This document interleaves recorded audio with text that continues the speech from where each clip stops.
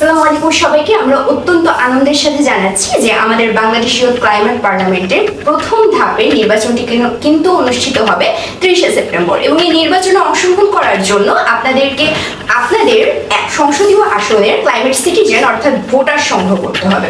তো এই ভোটারটি আপনারা কিভাবে সংগ্রহ করতে পারেন, অর্থাৎ আপনি ইলেকশন ক্যাম্পেইন পরিচালনার মাধ্যমে কিভাবে আপনি ক্লাইমেট সিটিজেনদের সংগ্রহ করতে পারবেন তারই একটি নীতিমালা কিংবা একটি দিক নির্দেশনা আমরা আজকের ভিডিওতে আপনাদেরকে দিব।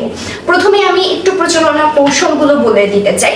যুব জলবায়ু সংসদ প্রার্থীরা আপনারা আপনাদের এলাকায় ক্লাইমেট সিটিজেনদেরকে নিয়ে যে কোনো ধরনের পরিবেশ সংক্রান্ত উদ্যোগ গ্রহণ করে নির্বাচনী প্রচারণা চালাতে পারবেন। একই সাথে আপনারা অনলাইনে সবার কাছে ভোট প্রার্থনা করে প্রচারণা চালাতে পারবেন। আপনি আপনার এলাকায় ক্লাইমেট সিটিজেনদেরকে সাথে নিয়ে যে কোনো সচেতনতামূলক ক্যাম্পেইন পরিচালনার মাধ্যমে নির্বাচনী প্রচারণা চালাতে পারবেন।